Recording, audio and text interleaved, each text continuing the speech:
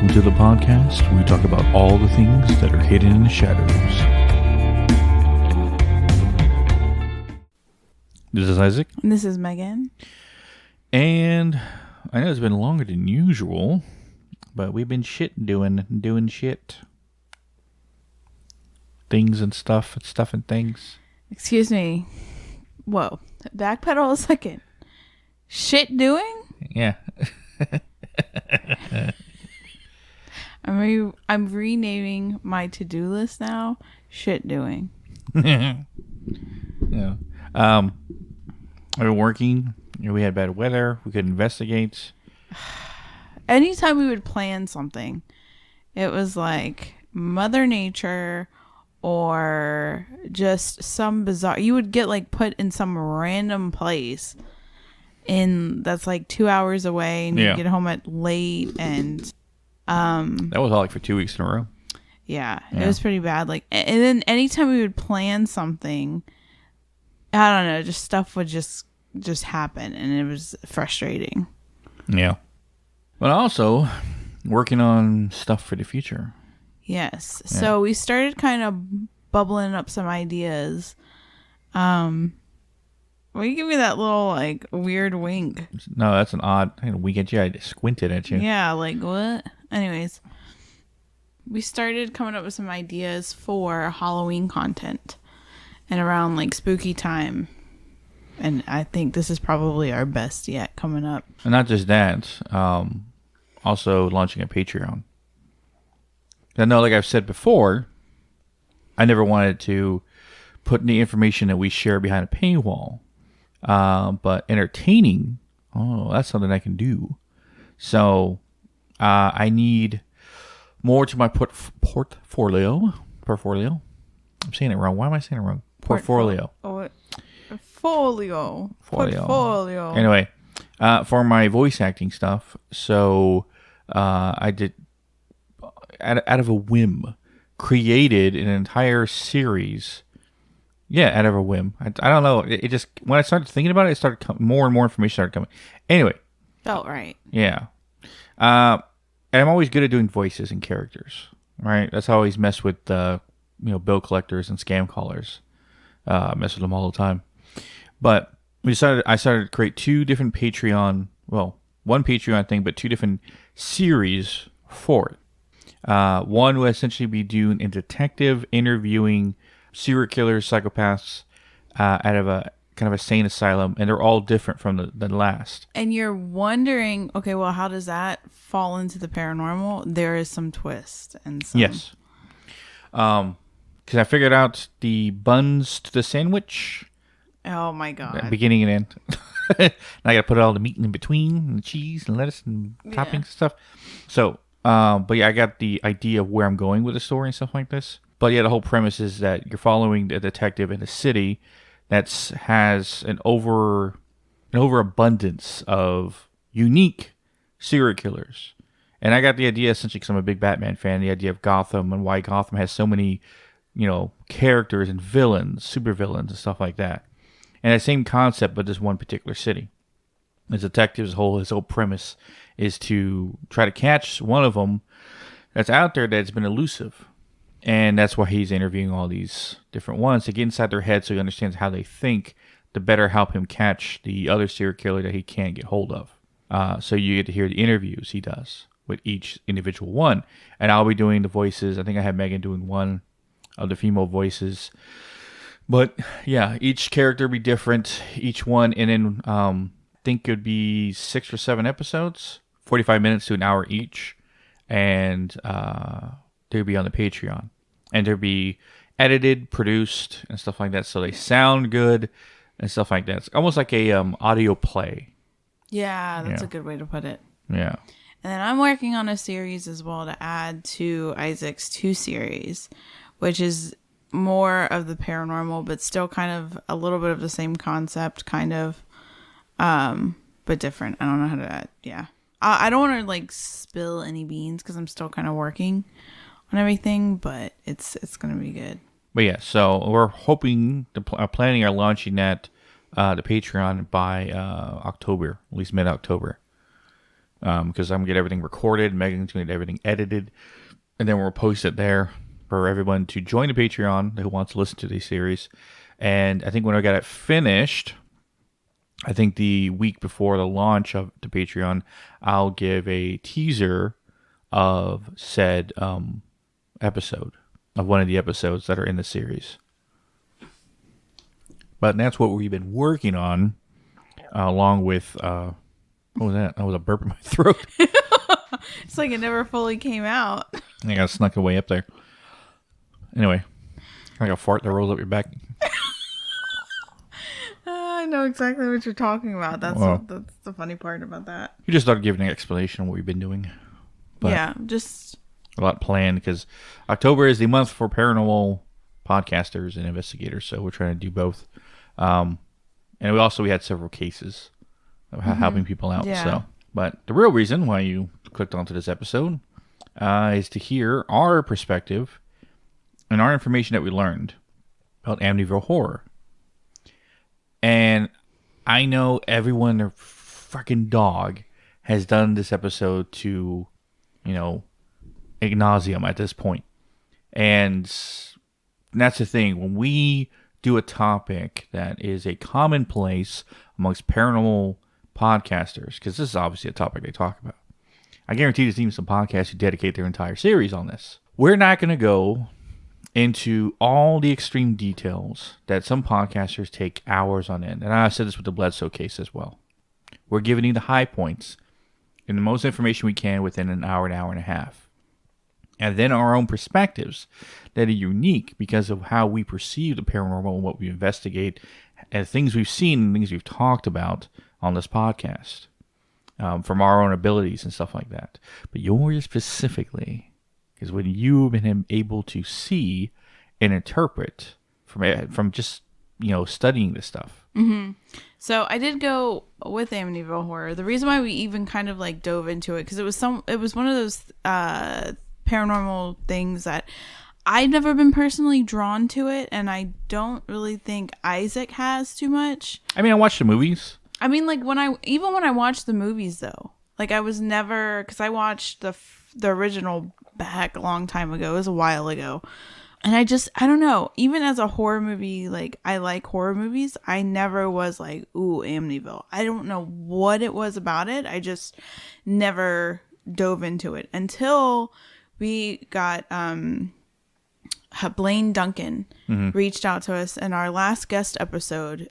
He shared his point of view. He was executive producer on a docu-series on MGM Plus, I think is where it is. You can watch it on Amazon. Yeah. And they basically interview one of the Lutz's sons and different people that knew the DeFeos and knew the Lutzes and all that stuff. And it's really good. And I encourage anybody to watch it because there was some information that wasn't really out there. When I looked at articles, and it's a little bit different than all the other documentaries that you see of the Amityville Horror. It's done a little bit differently, and it takes more of a, not saying it's a hoax or anything like that, but giving you the facts, if that makes sense, and looking at it in a more logical way. So yeah, so once he messaged us, I was like, oh, well, you want to do a thing where we cover that? And Isaac was like, yes. So that's when we dove into it. But other than that, whenever we were looking up paranormal subjects, it was kind of one of those episodes that we thought, okay, well, we'll just put this on the back burner. If it ever comes up, it ever comes up. But it wasn't like a dire thing. Velasquez Axe Murder House. What's her face? Stabby stab with an axe. Oh my! Why would you say stabby? Lizzie Borden. Yes, Lizzie Borden house, right? All these famous places that have famous murders and stuff like that have happened, along with it being haunted these days and stuff like that. Those episodes have been done too. Like I said, every paranormal podcaster in the world has talked about it. It's probably one of their first episodes they go through. Us, not so uniquely, because we've talked about the paranormal, because that's been our main focus point. So, this is a little bit, I would say half true crime, half paranormal at the same time. Mm-hmm. Now, we don't ever dive into true crime because it's not really our forte. No. I mean, funny enough, with true crime, I actually have ties to a murder that happened in my family. Yes. But and I watch a lot of true crime stuff like on my private time, I guess you could say, like on leisure time. But it's not something I feel like I would be comfortable talking about 100%. So yeah, that's why we really don't cover it. But this one in particular, and it kind of goes into the question, if something brutal like this happens, does it kind of trail into the paranormal? You know? I understand Amityville Horror. If you watch the movies and stuff like that, granted, the last newest movie based on it came out with 2003. 2005. Yeah, with Ryan Reynolds. Yeah. That was the first movie I watched. I was like, that's a handsome man. But no, I watched it with Ryan Reynolds and stuff like that because I was like, oh, because I remember watching the ones that came out in like the 80s. Yeah, the 70s. 1979. Oh, jeez. That was the original, yeah. And then the one with Ryan Reynolds 2005. But there hasn't been a movie about Amityville in forever.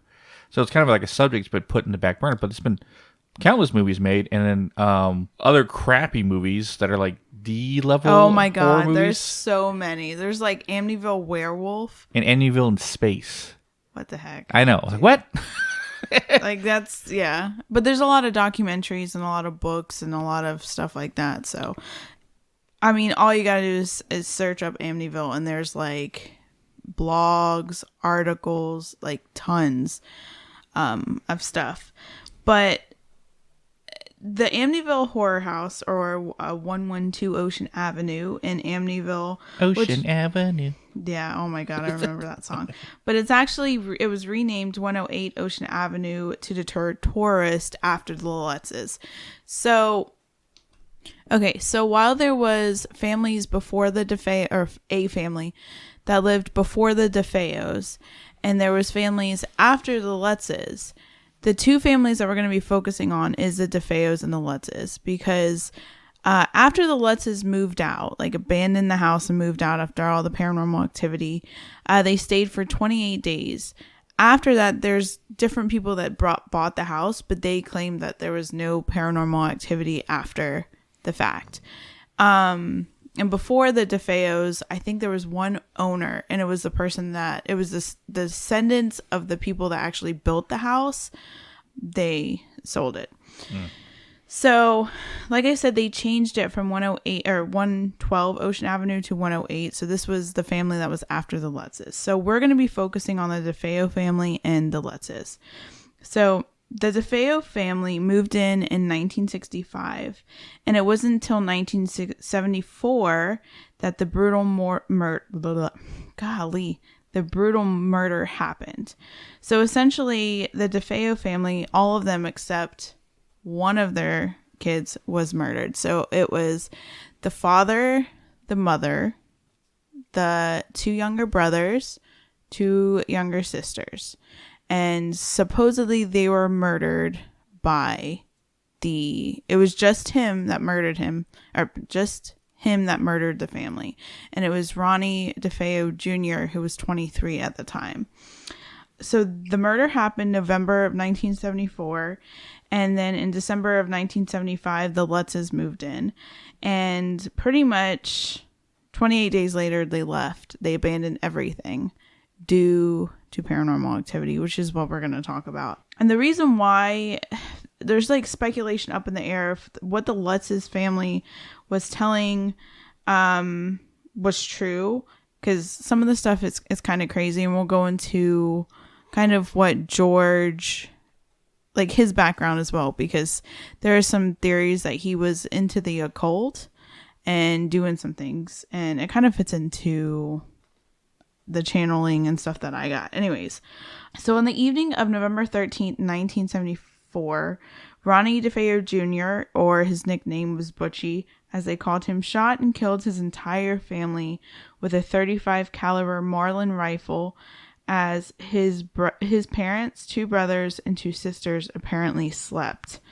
The murders took place around 3 to 3:15 a.m., and it wasn't until the evening that Ronnie DeFeo Jr. told somebody. He went to a bar and told the people in the bar his parents had been shot inside his home. Several members that were at the bar accompanied him back to the home, and that's when someone called 911. All 6 family members were found in their beds face down, hands raised above their heads. And the odd thing is that nobody reported hearing gunshots and there was no visible struggles in the house. Rolling it back to the family a bit. So we're going to kind of dive into the background of some of the family dynamic, because I think that also plays a role into that specific story. So Ronnie DeFeo Jr., like I said, was 23 years old. Luis and Ronnie Sr. was 43. Dawn was 18. Allison was 13. Mark was 11. And John was 9. So apparently, according to different articles here and there that dug into their family backstory, Ronnie DeFeo Jr. was apparently emotionally unstable throughout majority of his life. His parents tried to bribe him with money and gifts. He was expelled from school for violent outbursts. Started LSD and heroin use and alcohol at age 17. His parents thought by giving him a job at the car dealership, it would put him on a good path.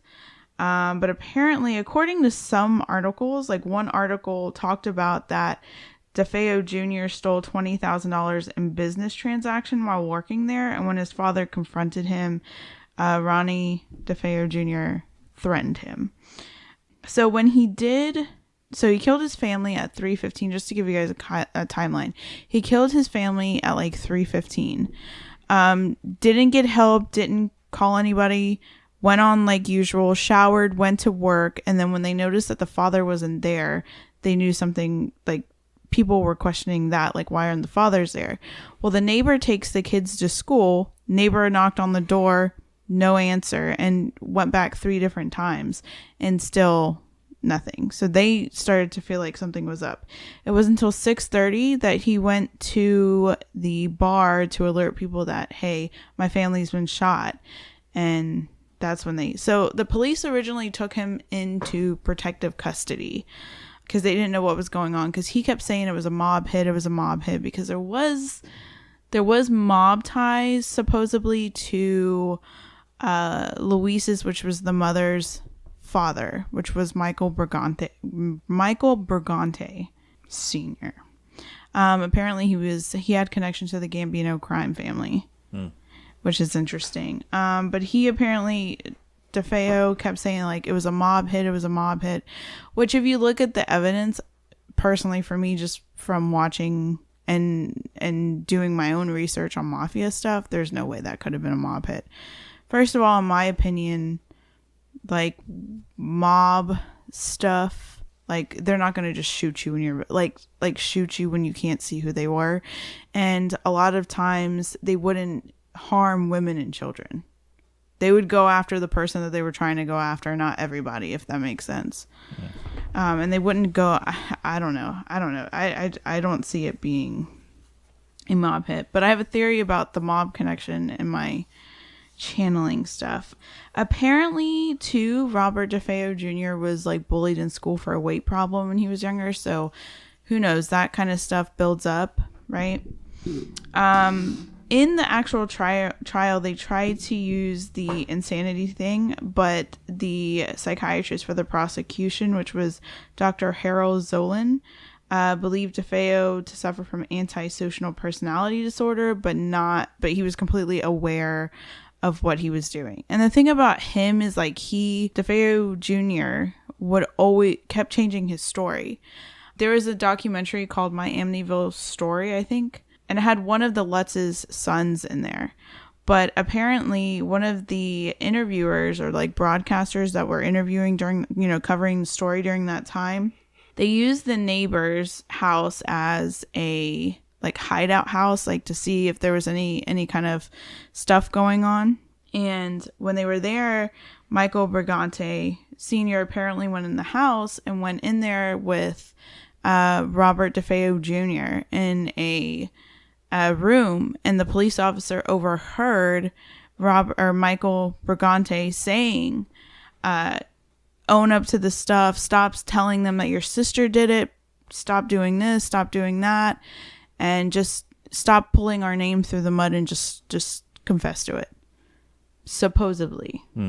So that's kind of interesting too, because the documentaries and the articles and stuff that come out talk about his sister, like him saying it was his sister later on, like he was already convicted and stuff like that. So it's kind of interesting. I found that interesting that that was put out there in the very beginning. So, and then just to give a kind of like a background too of the family. So the family was kind of supposedly hostile. Robert DeFeo Sr. wasn't the nicest person. The Brigantes originally disapproved of him and actually cut ties to the father and mother until Ronnie Jr. was born. Then they started talking to him again. And a lot of articles cover that the reason why Ronnie Sr. was able to even buy Amityville was because Michael Brigante helped him buy the house. But apparently, just to clarify that Ronnie DeFeo Jr., apparently there was some, not junior, senior, but there was like abuse in the house. Luis's brother, which is the mother, Michael Brigante Jr., testified at the trial about an incident he witnessed with Ronnie DeFeo Jr. when he was 2 years old. Apparently they were sitting in the basement watching TV, and the little boy had done something. He was 2 years old at the time, and then all of a sudden the father stood up and pushed the boy into the wall and banged the boy's head into the wall.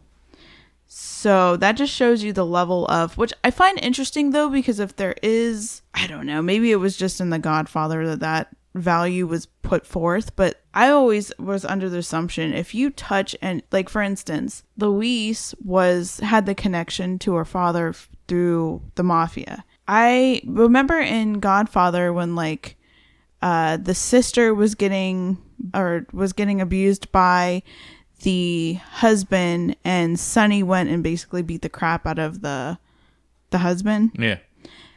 That's what I assumed a lot of mafia type people took into play.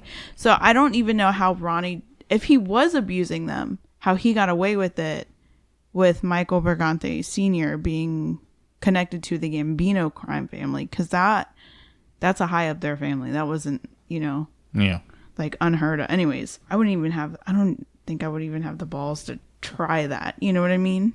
If I was him. Anyways, so apparently there was a lot of hostility in the family between Ronnie DeFeo Sr. A lot of the neighbors would say it was like 1 minute he would be hugging them, and then the next minute it was shouting and fighting and all of that. A lot of people that were interviewed about the crime said as soon as they heard it and they knew that one person was alive in the family, they knew, like they said, oh yeah, there was no way Butchie did it. So they were already kind of like blaming him. Apparently he just had this aura. One of the neighbors, actually I'm going to save this for the end because it ties in with one of my theories. Anyways, so long story short, that happened. So you have all of that murder, all of that negative energy, all of that, even beforehand, because you got to think if he was abusing them from a young age, from 1965 when they bought the house all the way to 1974, all of that negativity was just brewing. Now, from our experience, could something that's there that's like dark influence somebody to kind of act like that? Yeah, we've seen it before. So it's not completely ruling out that there was something dark there to begin with. And especially in that time period, and especially if they were strict Catholic, which I think they were, or strict Italian family, is not going to necessarily say it's something paranormal. And the reason why they even thought that something was paranormal is because Ronnie DeFeo Jr. did state that voices in his head, or not in his head, but voices in the house, convinced him to kill everybody. So that's interesting. So I'm trying to remember, in the movie there's a scene where he pulls a gun on his dad and he thinks about pulling the trigger and he doesn't, and then later on he's listening to music in his headphones and he hears like a voice goes, "You should have pulled the trigger." Ugh. Right? I think it's in the movie, yeah, because I remember my mom was watching it. Ooh. Yeah. I was like, it made me scared to listen to my headphones at night because I was thinking someone going to tell me something in my sleep. But I think that was the movie that was based on the DeFeo murders, and then I think the second part was on the Lutz's. Yeah, because there's two different situations, and it's kind of crazy. Is one influencing the other? Is one just building upon the other? Is it? It's kind of. Anyways, so then we have the Lutz family, which obviously DeFeo murders, the trial's taking place, the house is on the market. Everyone in Amityville is still kind of like, whoa, what the heck? Because apparently before then it wasn't too bad in Amityville, like petty crimes and stuff like that, but it wasn't crazy. Then the Lutz family moves in. So 13 minutes later, oh my god. Let me move in. It looks fresh. Let's get out quick. Oh my god. 13 months later, the Lutz family purchased the house at a drastically reduced price of $80,000 due to the murders, which they did disclose to them, and they said, oh yeah, no problem, because they were newlyweds at the time. So in the Lutz family, the people that moved in was George Lutz, who was the stepfather to the kids, Kathleen Lutz, or Kathy, Daniel Lutz, Christopher Lutz, and Missy Lutz. The stepkids. They were the stepkids.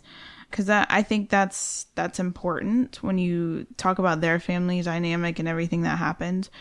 So apparently they moved into the house originally because it was so drastically cheap, and they were newlyweds and they wanted to have a place of their own, essentially.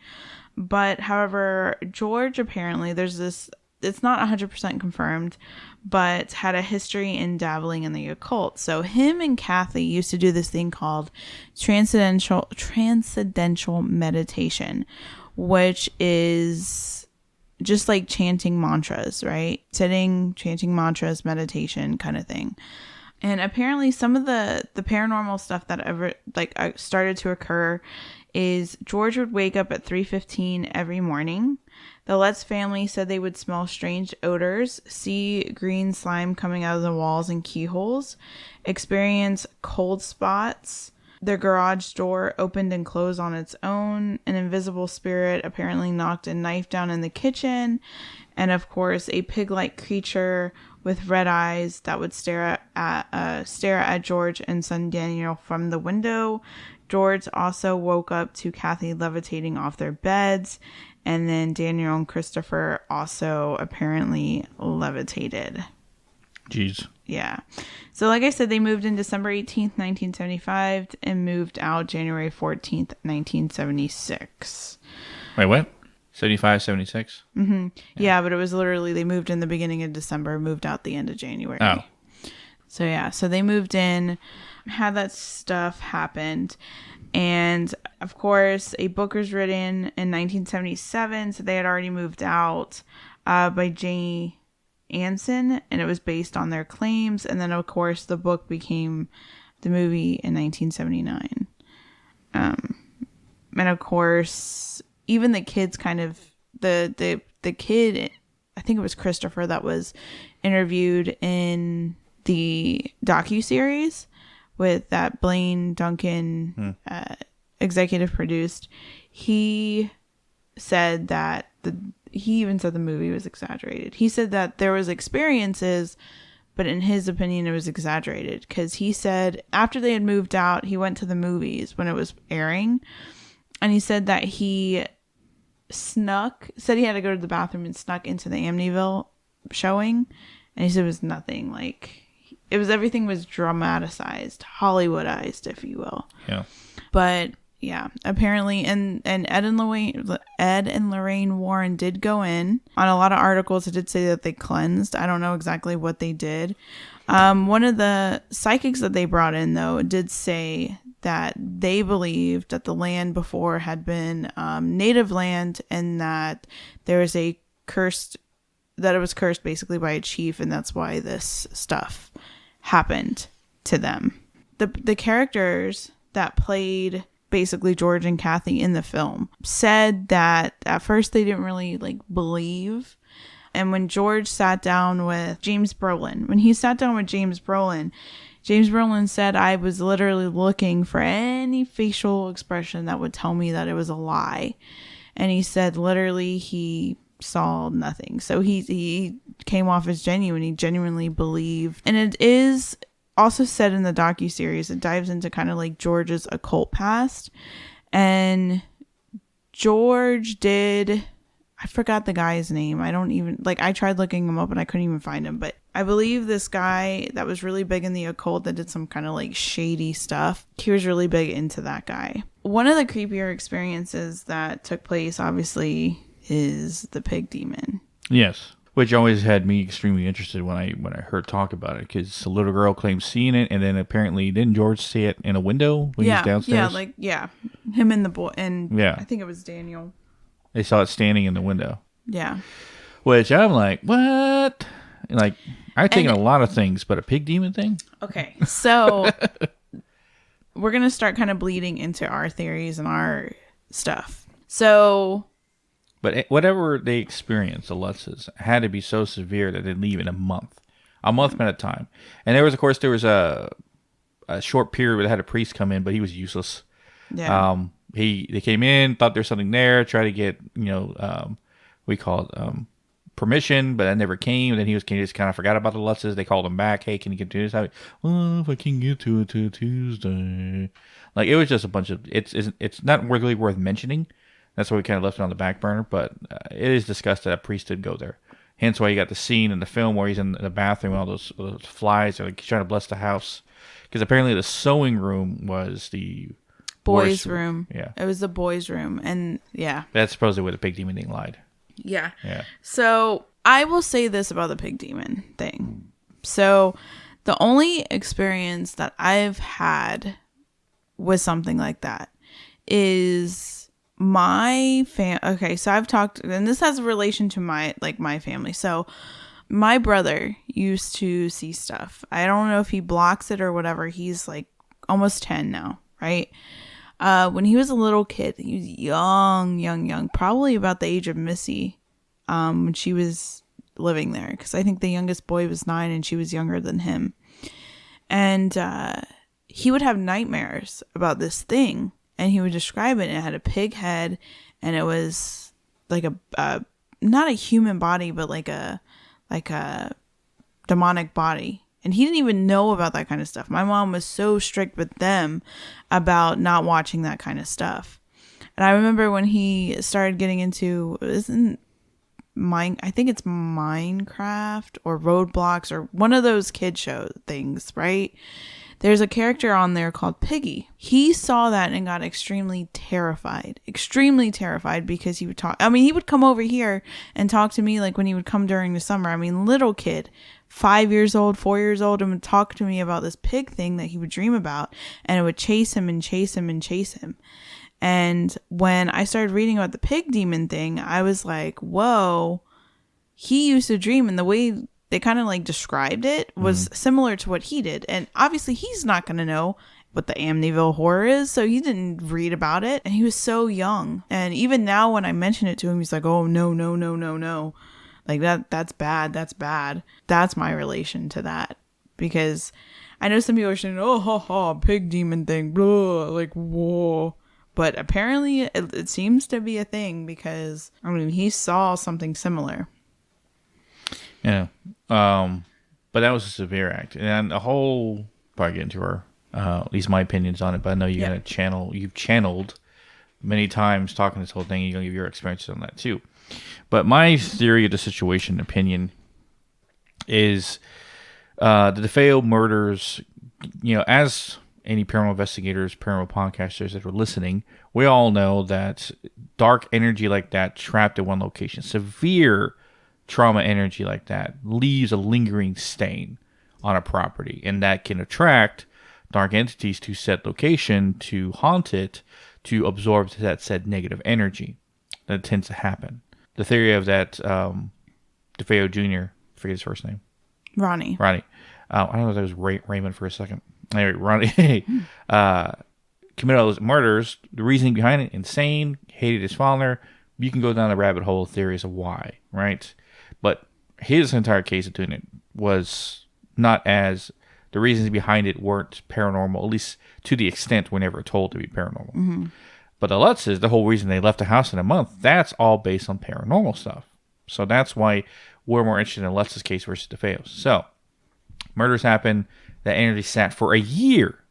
It didn't even get a chance to set into the soil before someone came in there. And of course, George Lutz doing his all, other crazy occult shit, most likely called something there using the energy that was already there. And it was fresh.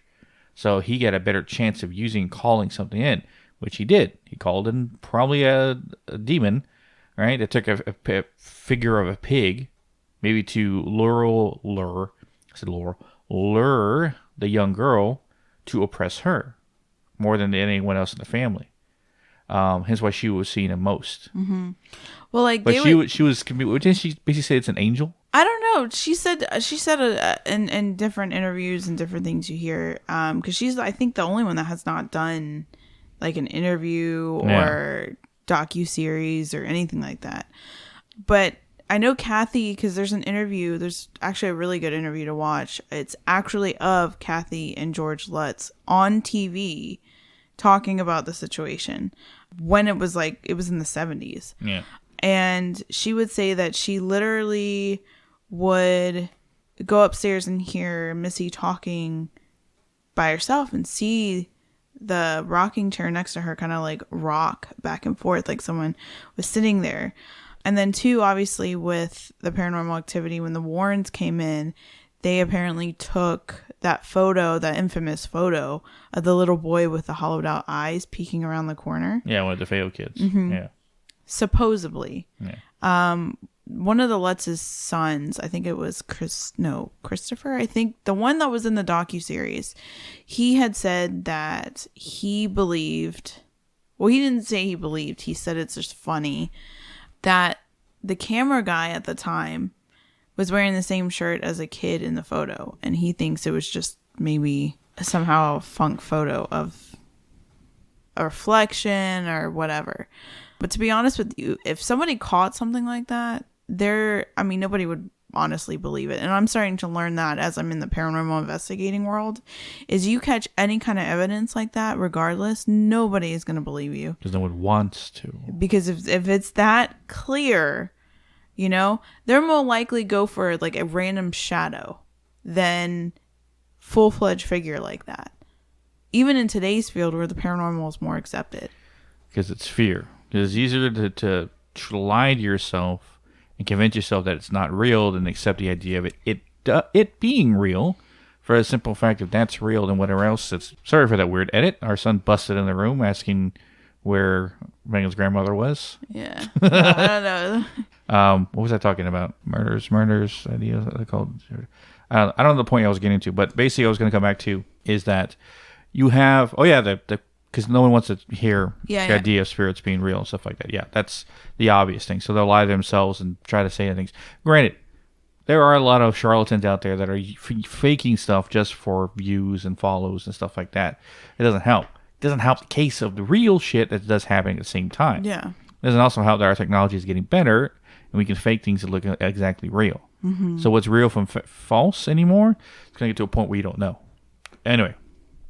But experience in real life, that changes stuff. But with this whole case, not only, I totally forgot, not only do you have what George brought there, or called there, but you have the ghosts of the kids and the family that were stuck there.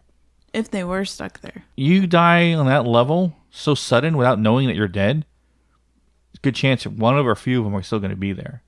Yeah. I'll tell you what I channeled, yeah. Yeah, but you got them haunting there and stuff like that. Now, the pig demon thing, that's what really was the cause of it. And the fact that no one experienced anything after the Lutzes left, to the extent of what the Lutzes described, says that whatever that was, follow them as they left. Because it wasn't, I remember Blaine was saying that it wasn't the house that was haunted, it was the Lutzes. That he called that stuff there, and then it basically followed them as he left. Yeah, and I agree with that. Yeah. I guess I can kind of dive into what I channeled. So, like I said, this is just my personal channeling, my personal opinion. The first thing that I got right away, was, first of all, I thought Ronnie DeFeo Jr. gave off almost like Manson energy, like Charles Manson energy. So, I 100% believe he killed his family.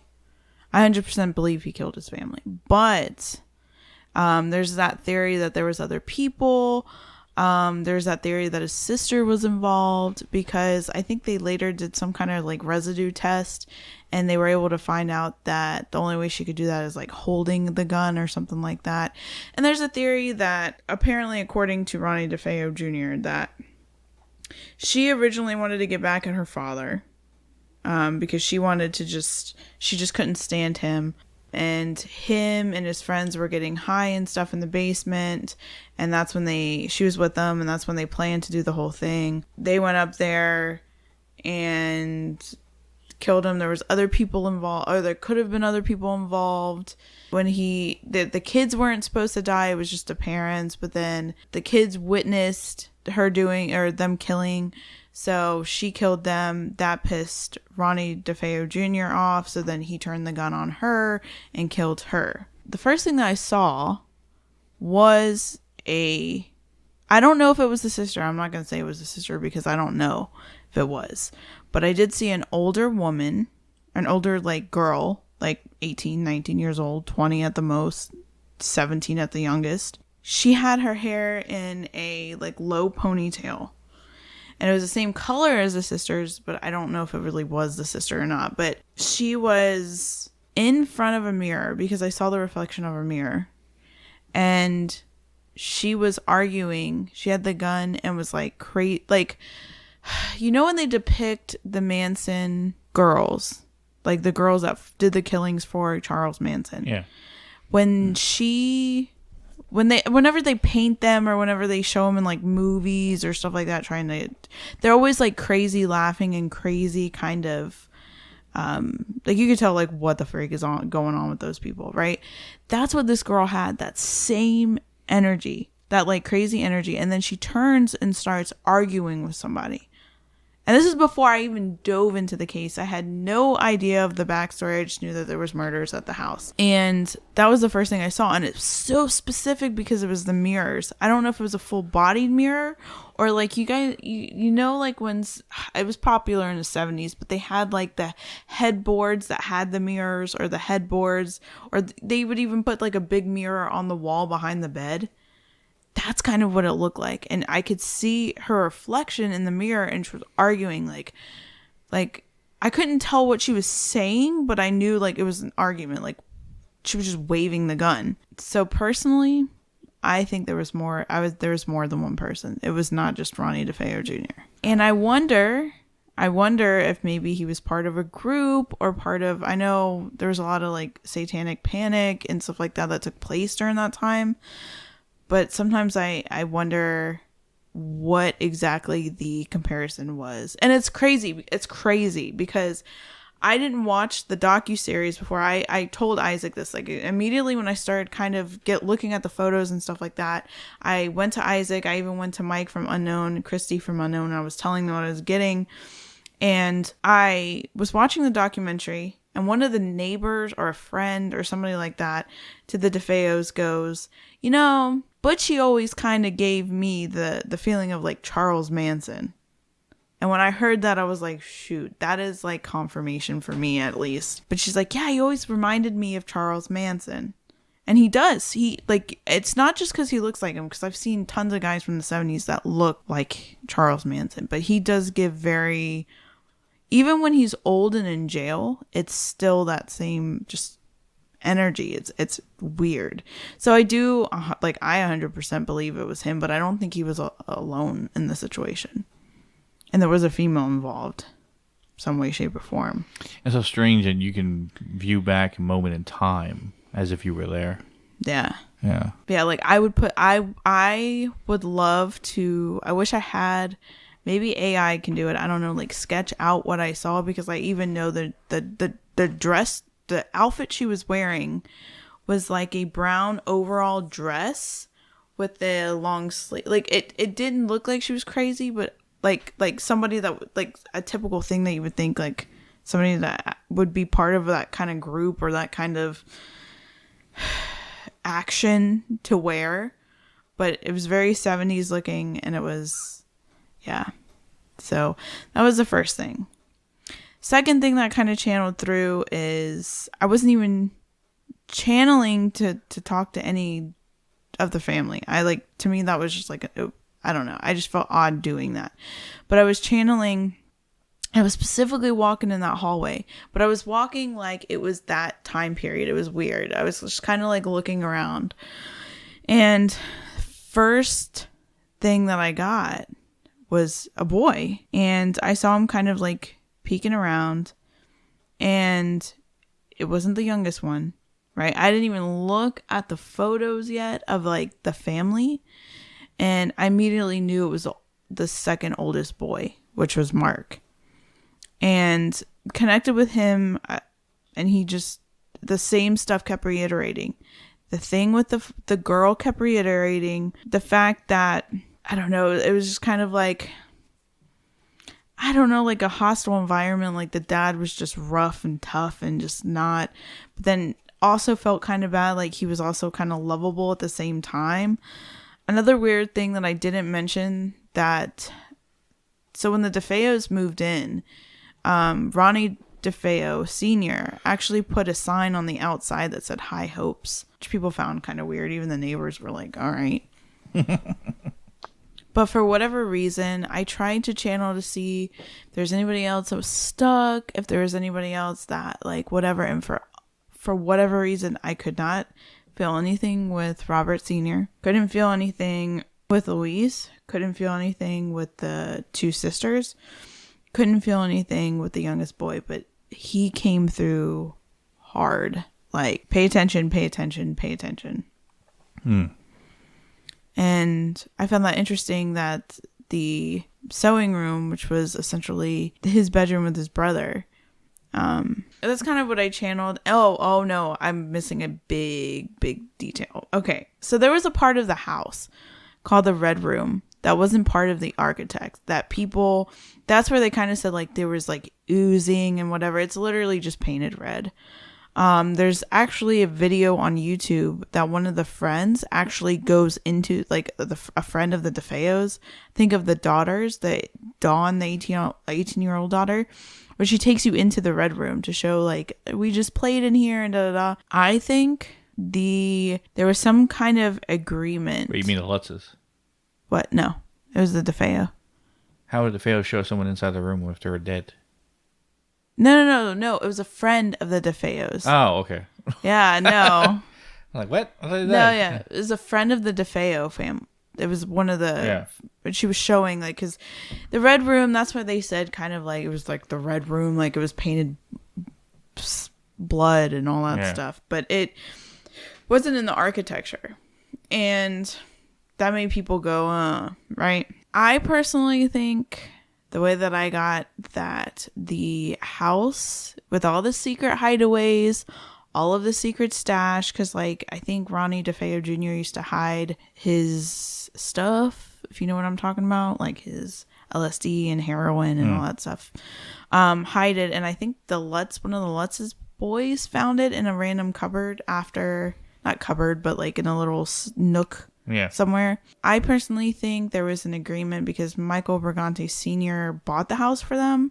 And like I said, he wouldn't talk to them until the first kid was born. I personally think that the Amityville house was a hideaway house for the mob. Yeah, because it didn't have a boat dock too. Or like around the boat dock. It was right. I mean, it was right there. It was kind of like, I feel like it was an agreement to like just an agreement between Michael Brigante and Ronnie. Like, okay, you do this for me, I do this for you, which is a lot of how the mafia kind of works.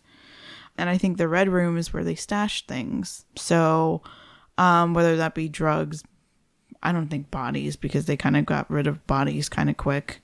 They didn't just like hang them around, if that makes sense. Yeah. But again, like you said, boat dock. And apparently there was a guy, he was a hitman, it's kind of alleged that he stayed with them. I don't know. That's who he blamed the mob hit on. Ronnie DeFeo Jr. This guy, his last name is Fellini. And yeah.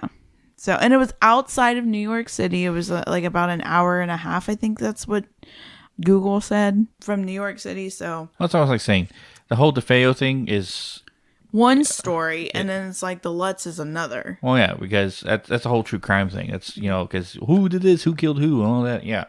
What we're always interested in was in the Lutz cases, because, a month in there and they're in and out and like, holy crap. So, but the Amityville Horror house, right? It's Amityville house has become notorious for one of the most paranormal places supposed in the world at a period of time. Because not a lot of investigators go there. Well, one, majority of them aren't even allowed to investigate the place. Yeah, like they even have it for privacy reasons, because there was people that bought it. And it's interesting because when you look at Zillow, because you know how you can see like past owners, I think it only goes to 2007 or 1997 or something like that. But you can see the people, and it's crazy because it goes way up in price, like 1.6 million.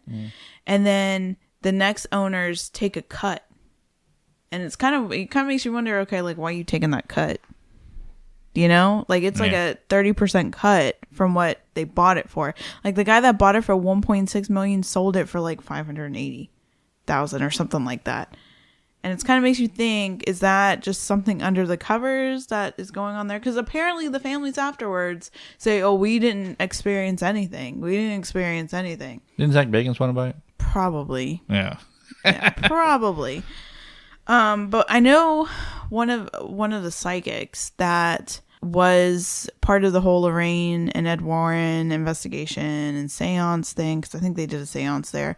One of the psychics said that, I think I started saying this but didn't finish it, but that the land was cursed by a native tribe. There was a chief that was angry at the fact, I guess, at the area, the way it was developed or something like that. And that's who was causing this problem. And I don't know. I didn't resonate with that, so I didn't feel like that.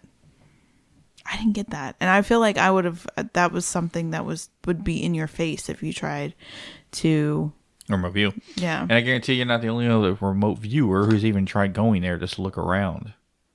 It's probably been a lot more than just you. I'm curious. Not channeling at the same time? No, that's. I'm curious if anyone's ever taken a metal detector and dug around there. Around the area in the backyard. I'm not giving anybody anything. I'm talking about the owners. Randomly the owner sees this person, ding, ding. And it's crazy because the Amityville like movie theaters wouldn't even show the movie. Yeah. Now, one detail that was in the docu-series that I did find, and it makes you kind of wonder what George's kind of vibe was when it came to the Amityville. Now, he did need some sort of income to help his family and stuff like that, and we know that sometimes with the paranormal it gets blown way out of proportion and can get you a lot of money, right? So apparently, and this is one of the things that Christopher Lutz in the docu-series talks about, that he made it seem like he didn't really approve of it, like he thought it was kind of shitty, was when they went on press tours, like for Amityville, the original movie, they dropped the kids off at a Catholic boarding school. Like an orphanage. And like, because he was talking about like how kids would view him, because he said like, he saw the Amityville by going to the theater and sneaking in, essentially. And he said like, kids would kind of, because they moved to California after the 28 days. They moved to California and they started there, and like in school when they say like, oh, where you're from, and he obviously had a thick New York accent, and they put two and two together and eventually found out that they lived at the Amityville house. And so they would ask questions about it, like, ooh, is there this and this and this and this, did this happen? And he would go, no, it happened like this, and kids would call him like a liar, like, oh, well, that's not what happened in the movie, and all that stuff. So there was some issues with that played. I would play on anybody's psyche as a kid growing up, but to drop your kids off at a Catholic orphanage while you go on a press tour, that raises a big red flag to me personally. And I had you not channel, but at least try to find where this pig demon is now, and you said it's not with the Lutzes anymore. I don't know. Well, Kathy and George are dead. Oh, yeah. But I don't think it haunts the family anymore. I think it's somewhere. Yeah. And I don't think there's really anything at the Amityville house. I think it's just, obviously, I could just imagine how long that stain is going to last from the murders. You know? Because from what the murders itself would just create a bad residue. Which, if I ever got allowed to go there, the only thing I would ever do is just pull that said dark energy away. Yeah. Yeah. And it's kind of interesting to figure out, too, because articles I did read said that the Warrens cleansed. So did they cleanse? I think that's one thing that people don't also take into account is, like, they also said they cleansed. So did they remove some of it? You know what I mean? Or removed whatever dark? Did they shoo that pig demon away? Essentially, you know? So, but I thought it was interesting too with this case is like to get our perspective, because we have helped people with home cases, not at the like this level where they were, you know. Well, we know a few people who've experienced terrible things and saw stuff in their homes and stuff like that. So could it have gotten far worse for them if we didn't step in? I don't know. But we have talked to a lot of people, 37 home cases we've done so far. And I want to say maybe 20 involved something that was getting severe. Yeah. And then probably maybe 5 or 6 that were like, this is really, really bad for the person. Yeah. And it was a good thing they got in touch with us. Yeah. Otherwise, who knows what it could have happened in the next few days. Because sometimes it seems like whatever's there takes its time. And other times it seems like it's in a hurry. And I do think, and I will say this, I do think George Lutz did dive into divination stuff, but more like, I don't know, like we would be able to open up something. So obviously Ouija boards, seances, that opens things up. So I do think, and even like the one son in the docu-series did say, like, I mean, he did do stuff. So it's, yeah. Well, I think that covers it. Yeah. So where's the docu-series? MGM Plus. Yeah, or Amazon. You can watch Is it on Amazon? You can watch it on Amazon. Oh. You pay for it, but you can get it there. Yeah. Along with the other and there's a lot of documentaries done on it. So find one. I guarantee YouTube has several. There is also I think it's AmityvilleMurders.com. If you want to know more, like actually, like if you're into true crime and like seeing the stuff, I found that like I had already researched and done my stuff and all of that, but I had found that site. Wish I would have found it earlier, but that like shows all the photos, goes in great detail of the Amityville horrors, and it's not horrors, Amityville murders, and goes more into detail about it. So yeah, but like I said in the beginning, we have a lot more things coming to the future, so we'll look forward to October. I'm going to try to put out some more episodes now that my work is starting to wind down. It's not being so excessive. So hopefully get some more stuff out there. One thing I forgot to mention that I just reminded myself of is that we're going to start doing, try to find a better term for it, but we're going to kind of call it like a podcast takeover. Yeah, it's like a co-host takeover. Yeah, co-host takeover in a sense. I'm going to invite some of our paranormal investigator friends to come do an episode with us on a subject that they want to talk about with us. Yeah. And it's going to either be myself or with Megan or possibly the both of us, so we can have it work it out. But we thought it'd be a cool idea to invite some of our friends to come onto our podcast to a subject they want to talk about with us specifically. Yeah, and it's less like a guest interview and more like you guys are discussing and talking about the subject. So it could be Bigfoot, it could be aliens, psychic abilities, it could be any of that. I think the first we're going to do is with Mike from Unknown Paranormal, who's become a close friend family to us. Yeah. So. And then the next one is going to be me and Christy from Unknown Paranormal. Yes. But me and Christy already on the side go down like crazy rabbit holes and find like the most craziest, bizarrest things. So I think we'll have some interesting things to talk about. So once me and him get that recorded, we'll try to put that out and we'll probably announce what the subject matter is.